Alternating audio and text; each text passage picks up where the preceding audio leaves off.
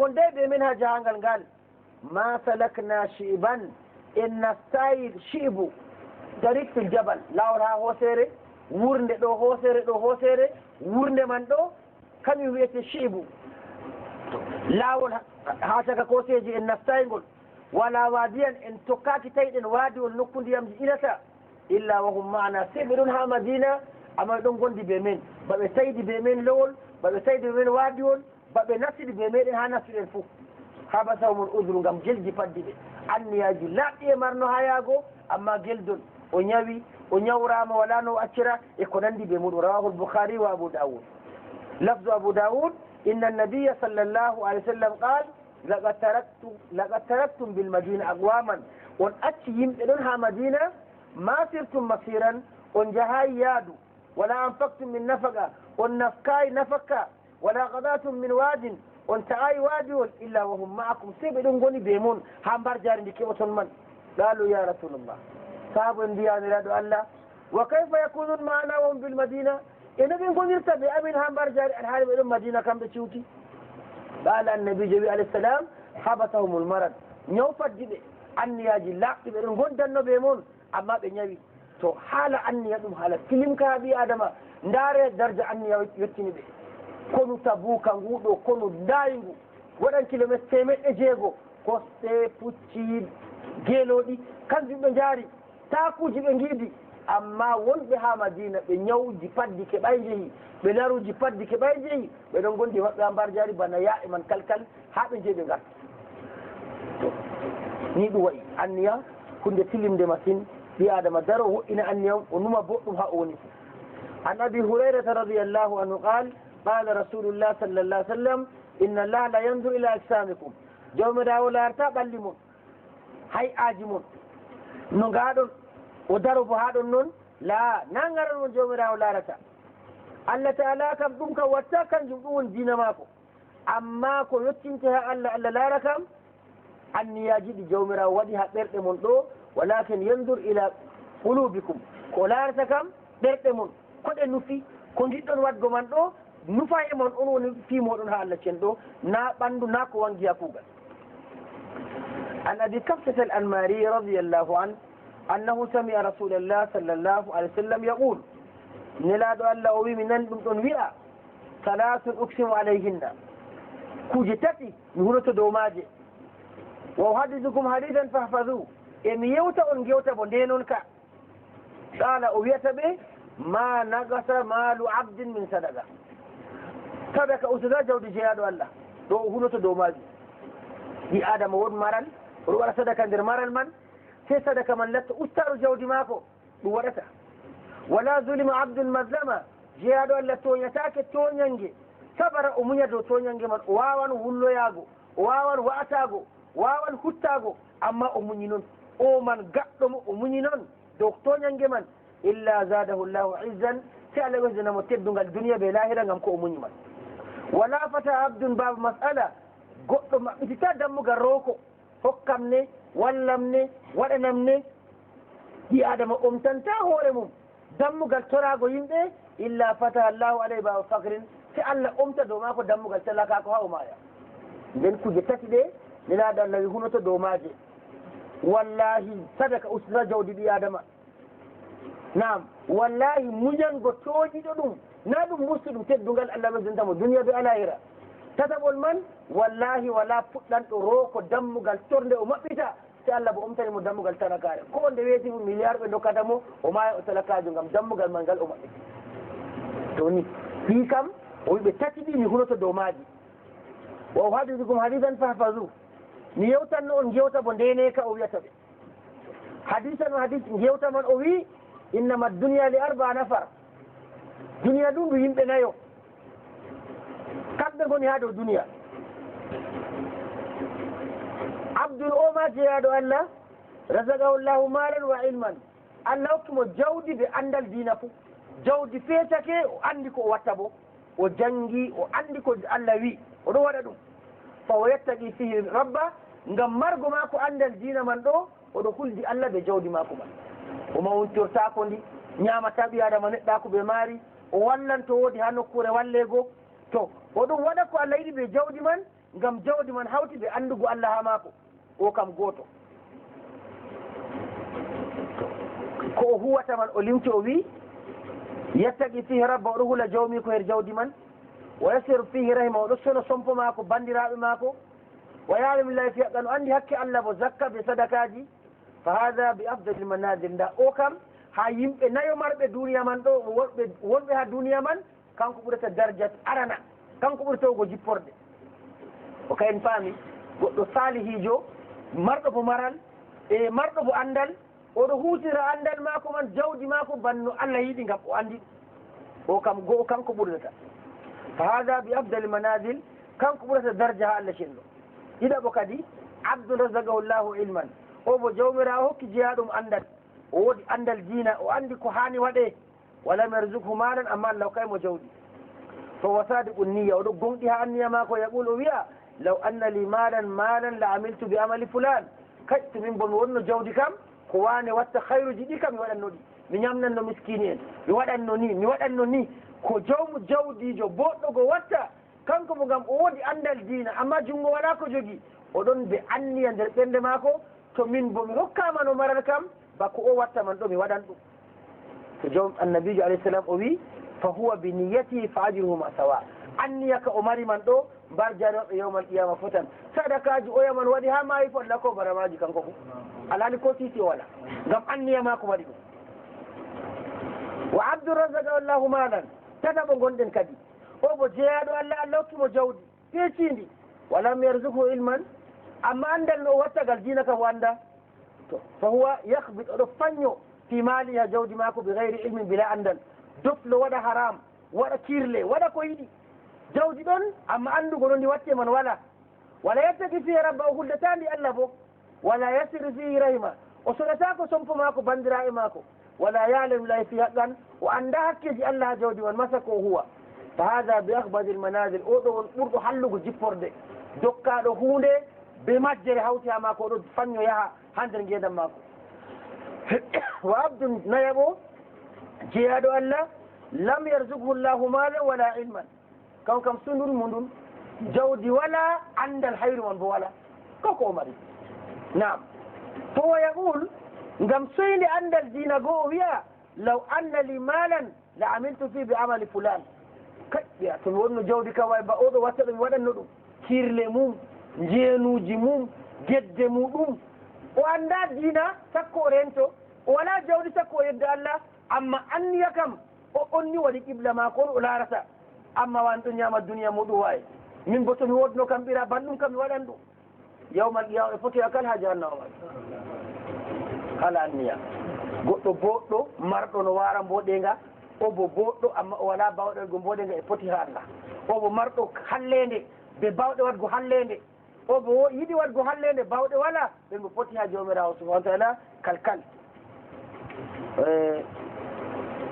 وقال حديث صحيح رواه ابن ماجه ولفظه لفظ ابن ماجه من قال رسول الله صلى الله عليه وسلم مثل هذه الأمة كمثل 4 نفر مثال أمة ترندي بمثال بنيو رجل آتاه الله مالا وعلما قل ما الله كجود بأندل فهو يعمل بعلمي وظهور بأندل ماكو ها جود ماكو ينفق فيه ونفقا لها حكي ماكو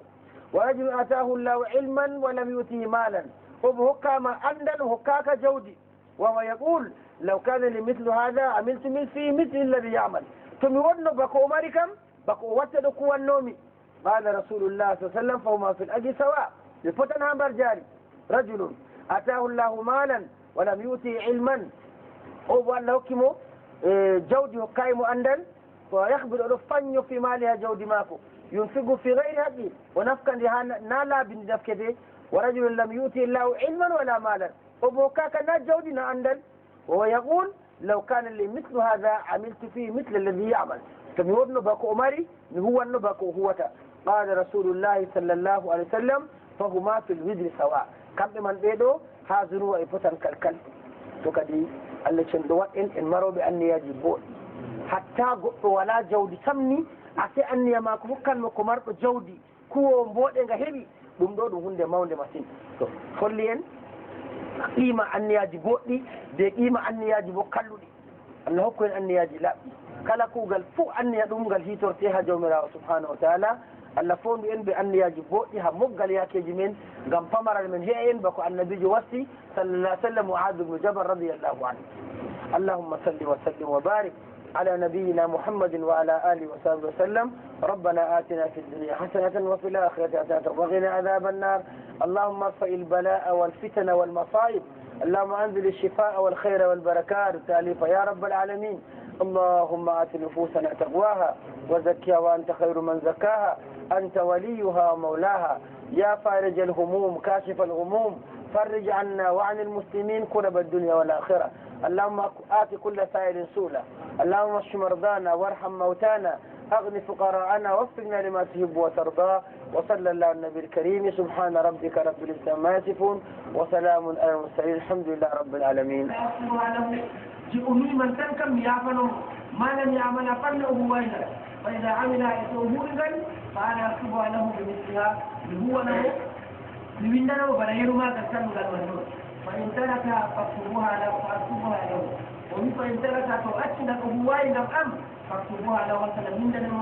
مغنى إنما تركها من جرايا قم أتنقل من أجل جرايا معنى قم أجل قم سبودا من كل قلن ودي وأتنقل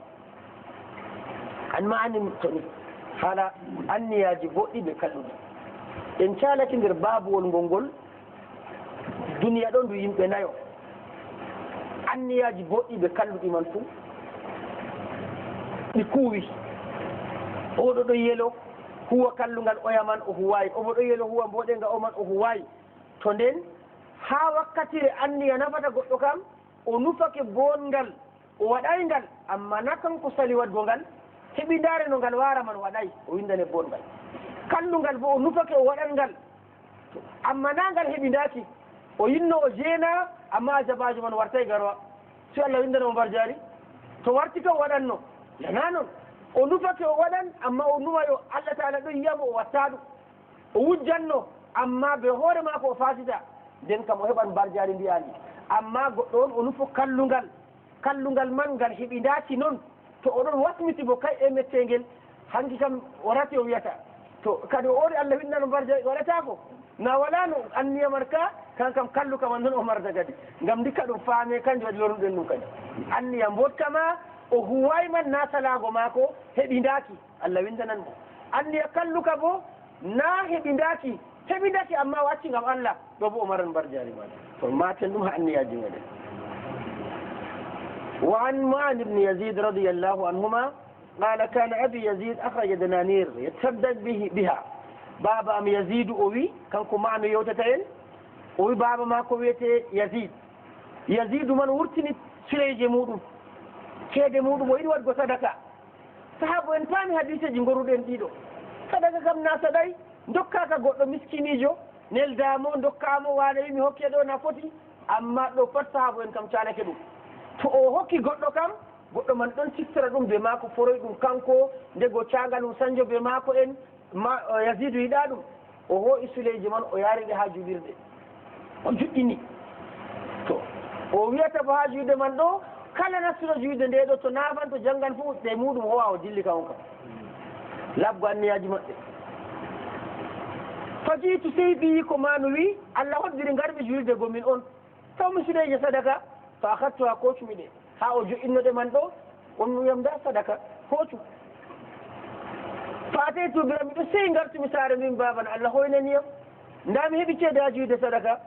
baba heftiɗe mum limgal man ɗum kanje ɗen wangani ɓinguel man o wimo kay min yaariɗe juulirde amma na annutino ko sadaka mo nan ɓiyam kam fa qala wallahi ma iyaka arat o wiyatamo wallahi na annutinomi hokka fa ɓinguel boyo baba nde ɗum Allah yiɗiyam kam en ƴamoy ɗum annabijo taw min bo bela ɗum kadi saam ƴamoy en annabijo sa sallam fa kasamtu ila rasulillah o min jaadi ha annabijo alayhi salam min pilloyi haala man toon ma baba Yazid lornanimo ɓinguel bo lornanimo annabijo alayhi salam o wi laka ma nawayta ya Yazidu wa laka ma khatta ya Ma'ad an baba Yazid anniyama ko anninɗaman hiɓɓi ɓinguel an biyetengel manu bo an bo Allah hokkima ho'uje ma an baba hewan ɓarjari ngol holli en sollugo goɗɗo o tefa no anniyama ko laaɓirta diga yaaki hokkugo o wirna to o hokki bo taw wolwa ɗoni kanjum ta'awolwa ko huwi sali kam ta'awolwa ɗum nin noon ka saɗoro se lahira man noon e yaake hokkugo man bo to o wawan kam o wirna na ɗum kanko waɗani goɗɗo man allahumma si dokke ɗon goɗɗe kam ngam wonko e giɗi tabitingo deɗirago goɗɗo yiɗi wooɗa hakkude on ɓe nder ɗum kana o hokkama o wanga bo ngam gaɗa man kam deɗirago maɓɓe mara hayru ɓe ngenda o wanginan ɗum boɗɗum bana zakka ɗo ɓe tuuman goɗɗo jawmu jawdi ɗon nder fattude talaka en ɗon nder maare o hokkay zakka ɓe tuuman mo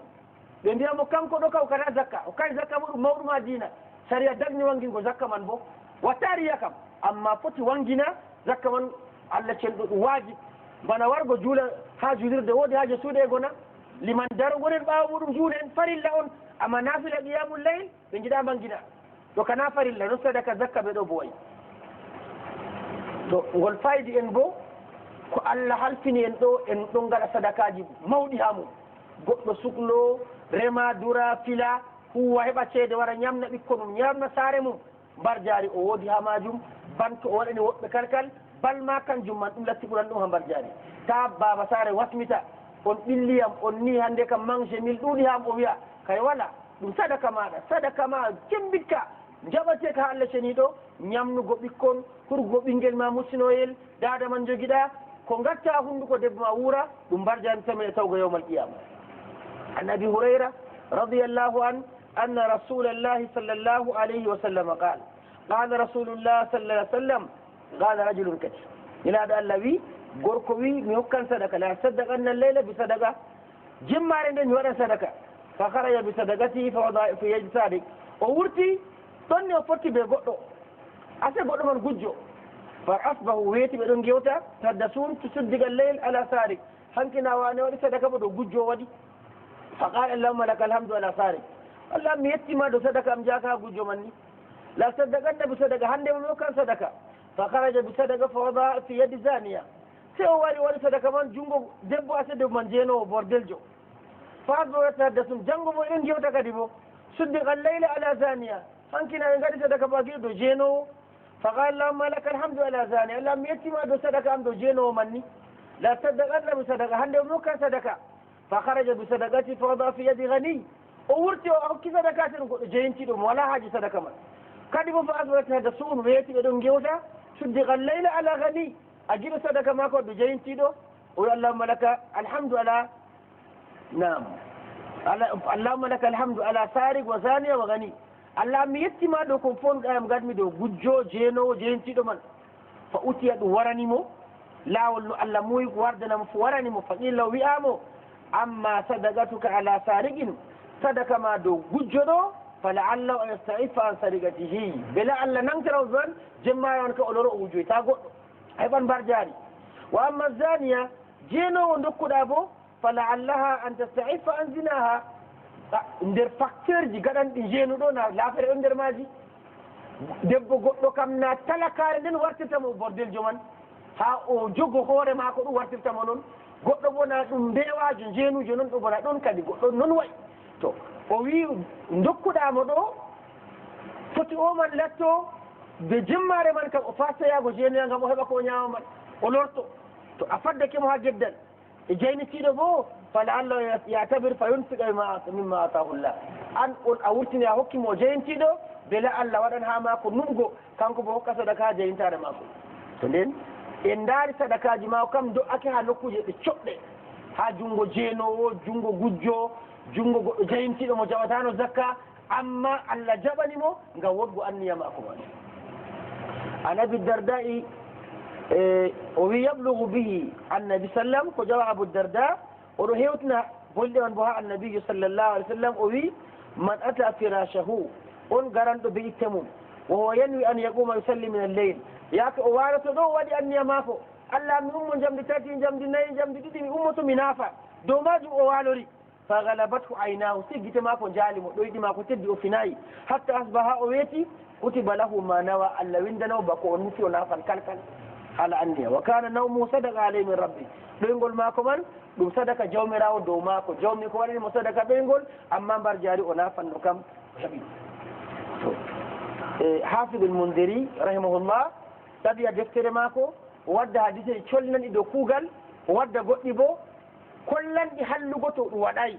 kala ko janguɗen balɗe men ko fuɗɗen nde ɗo kam fuu hadiseji bolwaranɗi hayru anniya boɗɗum anniya labgo anniya ngam julɗo mara anniya labka ha mofgal kugal muɗum garanɗi bo to Allah cenɗo muuyi kanji bo en jangan kanji bo ɗi bolwanan goɗɗo to wala ihlas o mari riya wa sum'a ɗume hewtotomo kanjum ɗi tammi wolwango Allah cenɗo fondu en maren anniyaji laɓɗi ɗo woni asas sirri kugal kam ɗo ɗon nam e goɗɗo yahan gesa biriji masalan diga ɗaɓɓugo maako sabere remgo remto a inde ko o huwi pat haaje kam ɗon gaɗa toon biriji puɗi ndaɗi haaje ɗo gaɗa toon ɗi pinni gaɗa toon kay o teftiɗi ma o hoori saare maako haaje timmayi haaje kam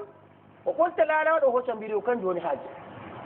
kala kuwangal man fu to wettinaymo ha biriji kam kugal maako huwayi ɗi adama julɗo bo kala ko giɗen o waɗata kam pat ɗum wolde ɗum kuugal ɗum jawdi kala ko o huwi fuu ragare man kam ha Allah jaɓa to Allah jaɓayi wala ko o heɓi to o huwayno ɓuri to nden anniya man kam kañum yettinta goɗɗo ha ngeeƴu kañum yettinta goɗɗo ha haaje mum si anniya laaɓa tokko en lartugo anniyaji men be anniyaji laɓɗi man Allah ɓankirta masiboji nga yimɓe ɗo kuwa ngam Allah cenɗi to Allah fondu en be anniya laɓka ya rabbal alamin اللهم صل وسلم وبارك على نبينا محمد وعلى آله وصحبه وسلم ربنا آتنا في الدنيا حسنة وفي الآخرة حسنة وقنا عذاب النار اللهم ارفع البلاء وأنزل الشفاء يا رب العالمين اللهم ارفع البلاء والفتن والبلايا يا رب العالمين اللهم انزل الشفاء والخير والبركات يا رب العالمين اللهم ارحمنا فأنت بنا راحم ولا تعذبنا فأنت علينا قادر اللهم ارحمنا فأنت بنا راحم ولا تعذبنا فأنت علينا قادر اللهم ارحمنا فأنت بنا راحم ولا تعذبنا فأنت علينا قادر اللهم آت نفوسنا تقواها وزكها وأنت خير من زكاها أنت وليها ومولاها اللهم ألف بين قلوبنا واهدنا سبل السلام وجنبنا الفواحش ما ظهر منها وما بطن صل على محمد وعلى آله وصحبه ورحمته يا رب العالمين بسم الله الرحمن الرحيم الحمد لله وصلى الله على رسول الله وعلى آله وصحبه وسلم إن جنجي حالا النية حافظ المنذري دفتر ما كترجم والتركيب ولن هاماري حديث جي أرانيما ودى تشلن إدو صفة حديث جي توكتو ديبو كلن إحصوي غو صفة من درجة جي إخلاص ودن تبي آدم نيوتين تمها الله تكو هو يفنغم الله وهو تدو إن جنجد حديث جي قل إيسو من جنتبو واتو الترهيب من الرياء كلن إبي آدم هايبا غو برند ممارا ريان در ماري huwa ngam tana Allah ngam nane ngam yi'e ngam wi'e ngam ɓe gerdoyam ngam mi heɓa alhaali bo ɗum diina Allah o huwi an abi hurairata radiyallahu anhu qala sami'tu rasulallah sallallahu alaihi wa sallam yaqul o wi mi nani ne laaɗo Allah ɗum wi'a inna awwala nnasi yubda yawma alqiyama alayhi rajulun ustushhid aran gorko hiitete ñande ummugal gorko ustushhida caydinaɗo ha konu fa utiya bihi ɗum waddamo fa arrafahu jawmirawo anditinamo ni'matun moƴƴere muɗum fa arafahu anditande bo qala fama amilta fiha e ɗume kuuɗa her moƴƴere ammande a anditi nde qala o wiya qataltu fiik mi honi ngam ma hatta stushhidtu ha caydinami mayimi her kono qala jawmirawo wiyamo kadabta a pewi walakinnaka qatalt amma konɗo kam li anni qal a honi ngam wi'e huwa jari o goro o cuuso fagat ɗire ɗum wiyama ha duniya toon kanjum ɗaɓɓannoɗa kon goma kala habre ma gaɗɗa man fuu ngam wi'e an a cuuso a goro e ɗum wi'ama ha duniya man tumma umira bihi nden umremo fa suhiba ala wajhi hatta ulqiya fi nnar o dase dow yeeso mako ni ha o sakkina hiite jahannam wa rajulun tokkotoɗo bo gorko ta'allama al ilma janguɗo andal andini andal wa allamahu janginingal bo mana Allah hokkimo andal o feecorama ngal o sankitigal holli ummatoje wa qara al qur'an o jangi qur'an bo fa utiya bihi on bo o wadde fa arafa o nemata Allah andinamo moƴƴere her mako siftiniramo fa arafa o andita fakat Allah a moƴƴiri dow am andal a hokkiyam qala fama amilta fiha ko kuuɗa be moƴƴere man qal ta'allamtu al ilma wa allamtu Allah am mi jangi andal e mi janginigal yimɓe bo wa qara'tu fika al qur'an e mi jangi ngam maɗa bo qur'anu ngam gerdoɗa mi dokkami qala o wi kadabta a fewi walakinnaka ta'allamta li yuqal alim a jangi ngam ɓe mbiye a modibbo wuro wolwe indema ɓanto wa qara'ta qur'an a janguɗo qur'an man ba mbiɗa bo li yuqala huwa qari ngam mbiya wane ɗo goni wane jangowo wane wela dandejo ko nandi ɓe ni kanjum janginma qur'an andal ma tefgo inde ɓantago kanjum waɗima na ngam Allah e qur'anu ma jangata bo kañum bo a jangi ngam wi'e a wela dandejo a bawɗo jangugo a gonijo faqat ɗiɗa ɗum wi'ama ha duniya toon summa umira bihi fasiba ala wajhi hatta ulqiya fi nnar Allah umra ɓe gasamo dow yiite mako kanko dow yeeso mako ha ɓe cakkina ha yiite wa rajulun gorko tata bo wassa allahu alayhi Allah feccini dow mako wa atahu min asnafi l mal hokkimo noone jawdi ɓe mbiyata jeeɗindi ɓe mbolwandi dabbaji o woodi jawle o woodi ko marete fo ɗon mari kanko bo Allah feccini dow mako banni fa utiya bihi waddemo fa arrafahu ni'ama Allah siftiniramo moƴƴe muɗum fa arafahu andita ɗe fakat o dokkaɗo qala fama amilta fiha omo to eko kuuɗa her moƴƴi amman ɓe dokkunomami ha duniya ɗo qala o wiya jawmam ma taraktu min sabil mi accayi laawol tuhibbu an yunfa fiha ngol jiɗɗa julɗo nafa har muɗum illa an faktu fiha laka sey mi nafki ha magol ngam ma mana wala hayru lutti ha jawdi yarate illa mi waɗi jawdi am qala kadabta o wiyama fewi walakinna faalta amma gaɗɗo ɗum kam dokkuɗo jawle maɗa li yuqala huwa jawad ngam wiye o caahiɗo faga qila wi'ama ha duniya man mantoje man tumma umira bihi fasiba ala wajhi hatta ulqiya fi nnar o umre kadi ɗum dasamo dow yeeso mako ha ɗum sakkinamo ha nder yiite jahannam kuuɗe ɓurduɗe wala gaɗaɗe ha dow duniya sona kugal annabojo noon kam dewo Allah muminijo kam paɗɗe o jingani diina Allah o haɓi ha yonki mako wufi o saydake en daari wattan mako ha Allah cenɗo yaalimo ngam soyde laɓɓingo anniya dokkaɗo andal diina ngal ngal o jangingal o faami o janginan yimɓe o waasoto yimɓe hayru magal kam fo ɗo dari waɗa kanko bo wala ban mako qur'an bo o wawi nde o jangi o jangande amma fuu Allah wiyamo a waɗɗo ɗum na ngam am sakkine ha nder yiite o mo dokkaɗo jawdi jasdi peecidi jawdi man ndi ɗo o halkini mo ha laabi boɗɗi amma kanko bo na ngam Allah ngam wi'e ɓe pat wi'ego man je ɓe tefi ɗo wi'ama ha duniya man toon e ɗum timmi kamɓe kam ɓe dasre dow gecce maɓɓe ha ɓe cakkine nder yiite jahannam wala gaɗa ko riya watta ɓi adama soyde ihlas bo o solni en hadise jiɗade ihlas soyde ihlas to wari ha ɓi adama bo ko mertata kuugal ma ko ɓuuri soyde ihlas tan waɗa Allah ren en anil walid ibni abil walid abi usman al madini an ubbata bni muslim حدثه أن شفيا الأصبهي حدثه أنه دخل المدينة محدث رواية هم في هذا دومودم دو وهو نفس مدينة فإذا هو برجل قد اجتمع عليه الناس سوتوي بركو يمبدو تاريمو يمبدو مبتدو ماكو تننا حالا ماكو نون فقال أوية من هذا دموي أوه يمبدو تاريمنا نمونون أو دموي قالوا أبو هريرة رضي الله عنه يمبدو أبو هريرة صحابوزو النبي جو kanko man on ton oɗon wolwana yimɓe ɗo mofti nananamo yiyataɗo qala fa danawtu o min bo ɓaditimomi hatta qa'adtu bayna yaday han jooɗimi yeeso maako o ho yuhaddisu nnas oɗon yewta yimɓe haala diina falamma sakata nde o jeeɗoyi o timmini wa khala o ferwi qultu lahu mbimomi as'aluka bi haqqin wa bi haqqin lamma haddathani hadisan mi ƴamrima ngam goonga tin yewtami hadise on samitahu min rasulillah sallallahu alaihi wasallam hadise ol bo gol nanɗa be noppima ha annabiyu sallallahu alaihi wasallam wa aqaltahu pamɗagol bo wa alimtahu anduɗagol bo kangol jinmi jewtayam ko ɗum gole an waddantanmi ngol kam amma annanigol a pamɗogol a keftuɗogol a andigol gaddanamigol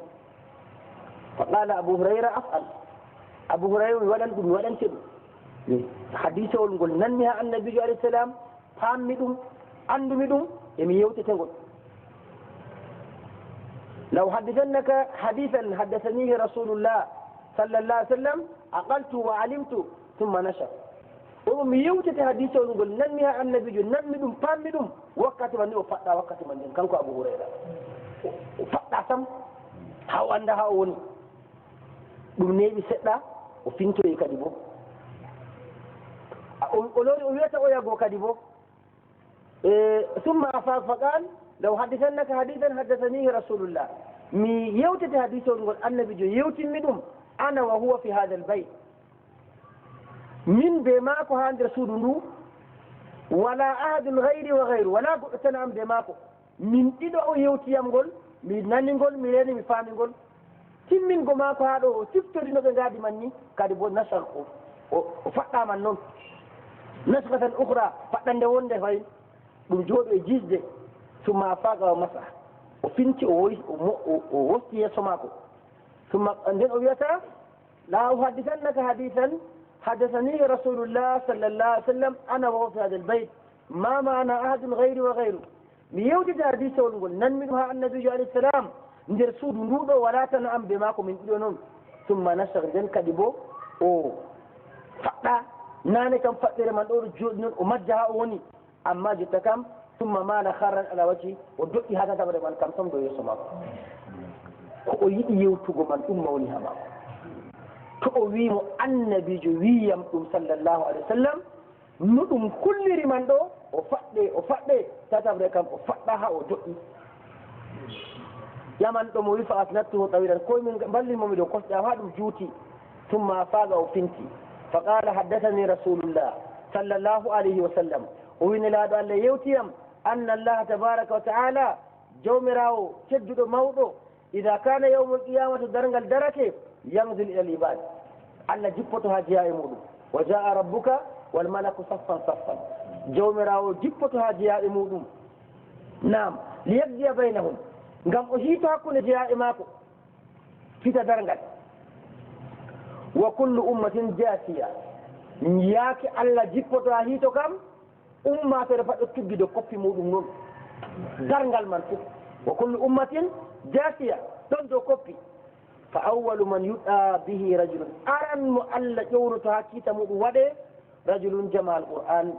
غوركم مؤلا هكي أموك القرآن بغرها الناس بارك جمع القرآن الله هوتني القرآن غير هور ماكو بجورة بجدا رجل قتل في سبيل الله برادها لاول الله تتوى يجون رجل كثير المال غورك جوم جوديجو فيقول الله عز وجل للقارئ الذي يقوليجو قرآن غو ألم أعلمك ما أنزلت على رسولي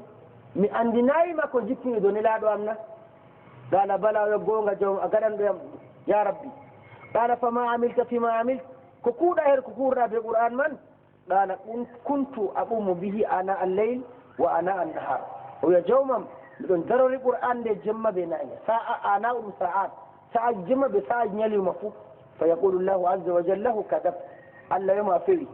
وتقول الملائكة كذب ملائكة تاري أنبياء معفوي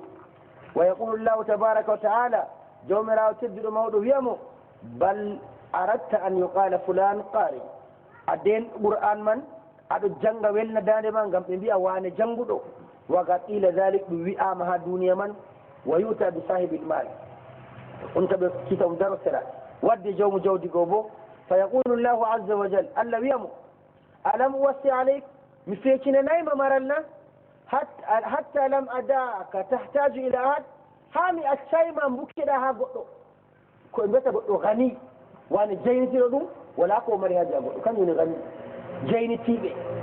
قطو تو مراي ودي كو مري هاجي قطو قال جودي كم نناو جينتي دو تو أما جينتي دو كم توادي كم الله ون جينتي دو أما هاجي هاجي تنبي جينتي هاري كم ولا هاجي هني ها قطو قال بلا يا رب ويا الله ما قدم ديم قال فماذا عملت فيما أتيتك إذن مكودا هاكو نكما ممن قال كنت أسد الرحم بدون ولا بندم إن سنفلين والأمن سنب أتصدق مهوك صدقاجبه فيقول الله تبارك وتعالى له كذب وتقول الملائكة كذب الله كن ما أفيري ملائكة بيا ما أفيري ويقول الله تبارك وتعالى بل أردت أن يقال فلان جواد أموين بكودا من قام بيا وانا شاهده وقد إلى دوياما ويؤتى بالذي قتل بدرنا مترا بنقد براد في سبيل الله لا الله جو فيقول الله تعالى له الله شندو يمو فيما ذا قتلت هرب من برادا فيقول أي رب أمرت بالجهاد النبي الله جوام نامي أمرا كن في سبيل قم دينما فقاتلت مدوك ميمي هبوي حتى قتلت برامي فيقول الله تعالى له الله يمو كذبت أفوي وتقول الملائكة ذب ملائكة بما فيه ويقول الله جومرا وشند بيامو بل أردت أن يقال فلان جريء أينو ها الدنيا بيكو قال ما إنبيا وانا غورو وانا تشوسو فقط إلى بياما ها الدنيا من ثم ضرب رسول الله صلى الله عليه وسلم على ركبتيه لأن بيجي تبيام دو كبيام فقال يا أبا هريرة أولئك الثلاثة أول خلق الله تسأر بهم النار يوم القيامة تتبع أرى الناس تنتبه يتنجي هبرا بي آدم كم تتمن تي أرسل هبو بيت جهنم كم دوني بنا زنزير جهنم والعياذ بالله نقول يتكيك أبو هريرة فأتي باكين مرة يتكي يوتنا حبر بي آدم كم فونا أهوة لو كم تيل الماكو ولن وجنغمان وسومو ولا صدقاجي كويدو أما هنده هتي هابن بي آدم صن كوبي بجل من جلو فيها عند بي آدم بي آدم to ɓiɓɓe adama en ɗo kamɓe o tokkitani kam goɗɗo janngoyi nokkure wonde diga o derkeɓe nana ɓinngel men ɗo jannga haa ɓe nani o moodake haa o lolli hannde kam o wartan wuro maako o nastan wuro maako ɗo o tawi usuma e bo o tawi jaɓɓama kam diga allah anndi toyi woddano wuro maako taskoraki ha jaɓɓumo ngam darja maako o janngoyi o numino o warata ɓe yimɓe ɓe ɓe hunde nde sam ɗum kam no wonta nder wuro man yettago maako ni kaw kam o ɗaɓɓi ndiyam o wi dokkamo ndiyam ha o yara nder suuma e noon ɓe dokkimo o yari a so wala no waydu allah suumago mana o suumatako o wi alhamdulillah o yetti allah jippande ɓe jippinimo mi ƴewimo kadi no garuɗa hunde nde a jannguɗo ngewa suuma e am tan o wi mi heɓtanno mi woɗɗinira suumayere am nde gewmi kam amma ko yimɓe ɓe giɗon ɗum hettatano mi waɗa maɓɓe ɓe kam mi wanga ɓe ummoɓe daro ɓe kam mi andano ana seedi kam mi waɓɓe dargal ngal o hulata asli ko ɓi adama numata haariya man o tawa wala nokku kam awalan kam wala ko gatta se ko allah waɗanima ɗo ka kettaɗo ɓeɗo man ɓe jannguɗo o wi mi jangginayima mi andinayima na an andi allah andinima yeeso ma be yeeso yimɓe kosɗe maji fotan ta ɓalejo ɓaleɓe ɗon ta danejo daneɓe ɗon allah on muuyi an o monnete ko o monnimaman ɗo ka ketta ɗum na an waɗi ɗum ngam ko gaɗɗa mawontortoɗa na a waɗay a dokkaɗo mawontittako dow majum jawdi bo noon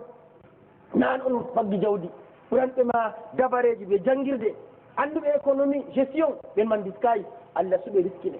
luttuɗum man ɗum allah on fooɗima gaɗɗa ɗum ɗo kam kuugal ɓi adama o faama wala ko gaɗɗa ma sago ko mawontortoɗa sey on sani anda duniya ndu fuu ndu wala mbar jaari kam si allah feere on mari mbar jaari goɗɗo huwa kuugal wuro ngo fuu hella wooɗi to allah wi woɗay noon ko heɓata ha lahira kam dakamyel duniya ngel bo wona ha ngel yaata ɗum dakamyel ba hirdeyel ni nam ɓe ɗon bolwa inde goɗɗo gal ko ɓe jiɗi fuu leeloɓe pat inde ma ko jogi ñalde wonde ran ɗum mbiya o maayi diga anduɓe oɗo lutti duniya ni wane no ɗum yahani ha ñalde wonde kam anduɗo mo wala anduɗo taganoɗo bo warta wala belegel o nananno man ɗo tokkata ko yimɓe fo andimo noon to nden ko handani ɓi adama kam ha sani kuuɗe ɗo kam wakkati kugal o fuɗɗata ngal fo o laara hoore mako larta ɓernde mako ɓawo man bo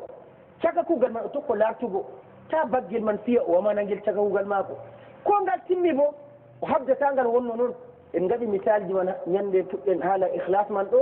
goɗɗo huwan kugal timminagal sen wara wattira ngal riya goɗɗo naafi jemma ndego kam debbo mako ma anda o naafo ngam to cuuɗi maɓɓe feere feere andata to ɗon ɗanni o fini kanko andata o nanga o naafa se kanko ɓe allah cen ɗo malaika en bindanamo dewal mako laɓngal tan amma ñalde wonde o yiɗan o wiya yimɓe yo kanko on naafa na hunde kaza feƴƴi o fakat jamdi gotel hunde waɗi miɗon dari naafa tawi kugal wonnake haal allah kisnuɗoma kugal ma fof daɗi amma jamdi gotel ɓe minti 45 mi darɗo montour am mi silmini mi nani ɗum wonnake to ngam manti kam de goɗɗo ɗuno suumo debbo mako anda oɗo suumo yimɓe saare mako anda oɗo suumo ngam ko ñande nde o suumoto bo ñamdu mako ɓe dokkamo o yaara hokka miskine yo ñaama amma ɓe anda o suumoto man ɗo ɓe o wondi ha saare man ndena ɗum farillamu ramadan to hadise on ngol kulningol masine abou hurayra ba o yetti abou hurayra banno yetti dar joom ha allah amma ndamo o tugga koppi maako o suuya o do'o o faɗɗe ngam maagol enen haani hultorgol ngol Allah taala hokku en ihlas ya rabbal alamin yamen ɗum Allah toro en ɗum Allah ceniɗo naruɗen haa ɗo kadi astaghfirullah wa atubu ilayh اللهم صل على محمد وعلى آله وصحبه وسلم ربنا آتنا في الدنيا حسنة وفي الآخرة حسنة وقنا عذاب النار يا حي يا قيوم برحمتك نستغيث ومن عذابك نستجير أصلح لنا شأننا كله وأجرنا من خزي الدنيا وعذاب الآخرة اللهم آت نفوسنا تقواها وزكها وأنت خير من زكاها أنت وليها ومولاها اللهم اجعل أعمالنا صالحة ولوجه خالصا إله لا تجعل لغيرك فيها حدا ولا نصيبا يا رب العالمين اللهم ارزقنا الهداية والاستقامة وحسن الخواتيم وفرج عنا وعن المسلمين كرب الدنيا والآخرة سبحان ربك رب العزة عما يصفون وسلام والحمد لله رب العالمين الحمد لله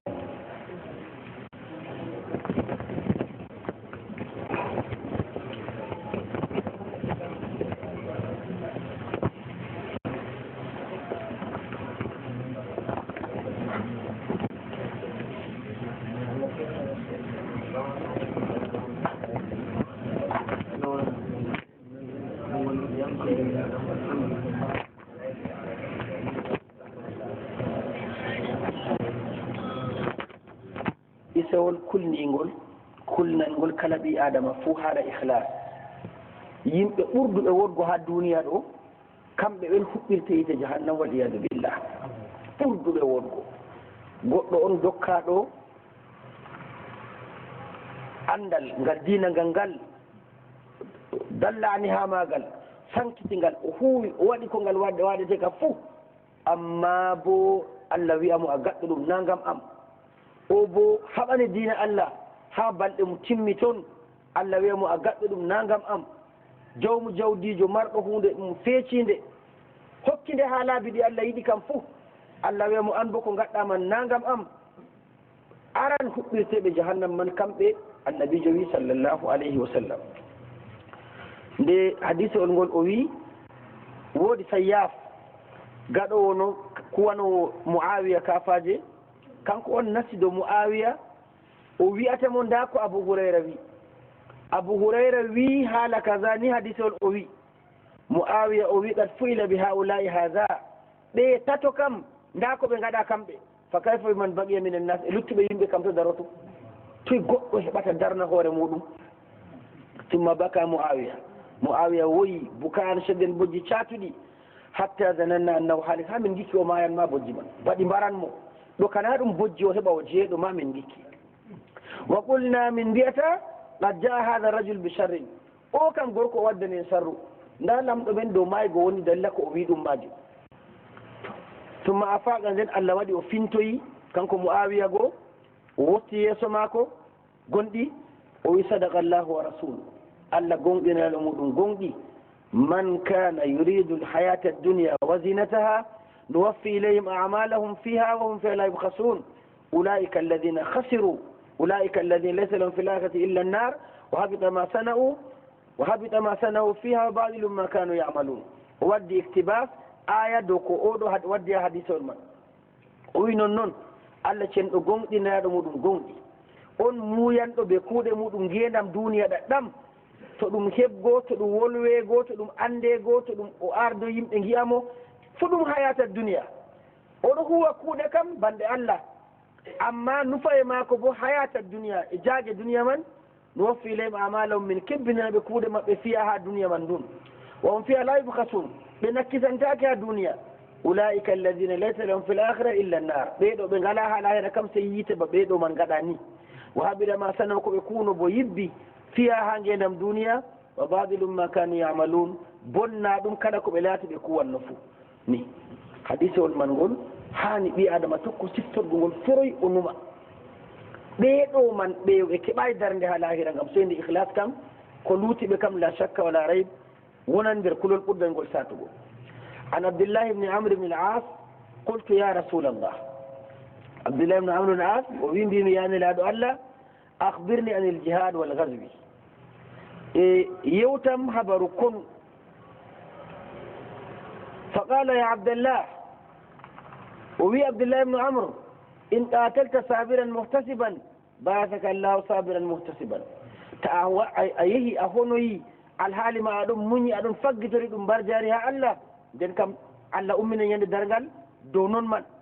wa en qatalta mura'iyan ta a honoyi amma ngam riya ha yimɓe giye ko gatta ɓe garta e mbolu waɗum hande kam kono ngu kam wane waɗi ni mo kasira e ɗaɓɓo ɗingo hunde ma be ko gatta man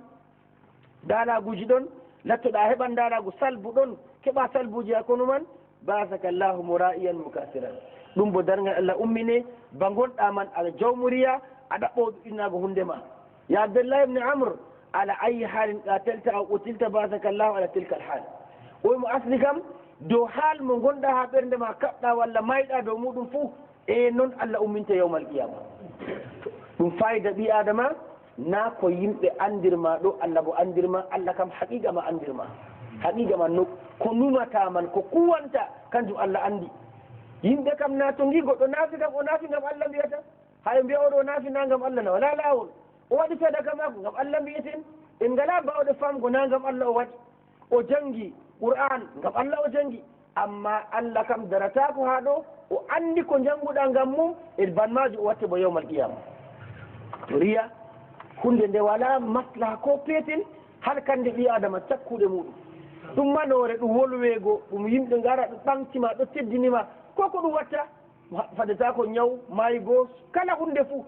ha duniya ɗum wala nafuuda e ha lahira man bo goɗɗo ya wala ko tawi ko ɗume ngam ko huuno man ngam riya o huwi ɗum